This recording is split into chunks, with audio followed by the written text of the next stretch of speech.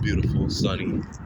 So yeah, this time we talking about winning again. Winning. Let's talk about winning part two.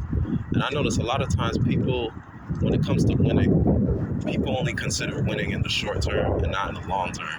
And so winning in the short term looks like taking advantage of everything you can that can get you an advantage. Anything that can get you a vantage point of, oh, I'm a winner, oh, I'm about to beat this person. And it sets you up for failure in the long term, even if you do win in the short term. And here's why. Because when you go for the win in the short term, you're avoiding any failure, any possibility of failure, which means it's impossible to learn. So since it's impossible to learn, it's impossible for you to grow because you can't experience anything to grow from. And so the people who are willing to go through short-term failures, essentially losing in the short term, in the long term, they're going to be long-term consistent winners because through all those short-term failures, they determined and figured out a long-term formula for a victory. And so a lot of people, they consider they want to be winners, but they don't want to lose in the short term. They want to win in the short term. And it's like winning in the long term is learning. There's some sayings, I don't know how they go exactly, but it's pretty much like, don't worry about the score will take care of itself. So if you just work on learning and building a formula to win, that formula is going to help you win. And that's all you really need to ensure that you're going to be a winner long term. And so a lot of times people get caught up in the short term, everything, short term gratification. And that's just why people don't win consistently. People are going to choose that short term win. And they'll take some wins in the short term. Don't get it twisted. They will win in the short term. But like the person who perfects the technique, you see this in a lot in like martial arts and athletics and sports.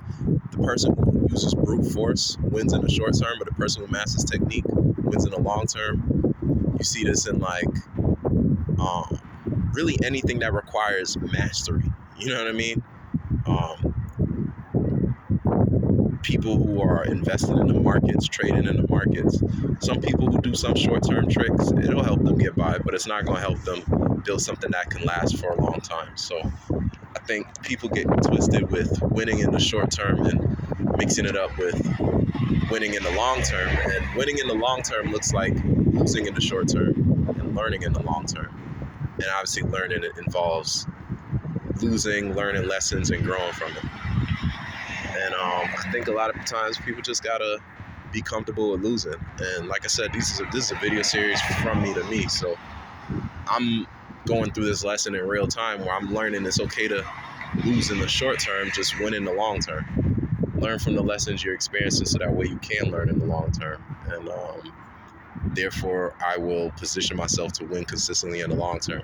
So I've taken a lot of losses in this last 2 years, but it'll position me to win in the long term if I persevere, if I remain resilient, if I choose to grow from it, if I learn the lesson and apply the lessons, apply the failures to my long-term formulas, long-term processes.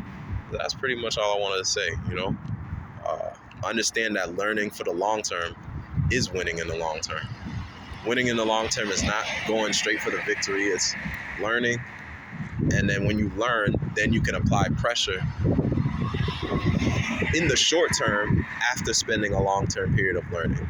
It's like you'll know when you've spent the time and done the due diligence and spent the time growing and learning from something, because you'll know, okay, I've reached a level of mastery that 99% of people quite literally don't achieve. And when you've achieved that, then you can start applying that pressure to win immediately, because at that point, you're applying that pressure with perspective that only 1% of the world, 1% of the population has. And that's what makes you a winner. So a long-term winner. So that's what I want to talk about. Long-term winning and not being a short-term winner. Being a short-term winner feels good. And it's good to do that every now and then just to get your confidence up, remind yourself that you can win.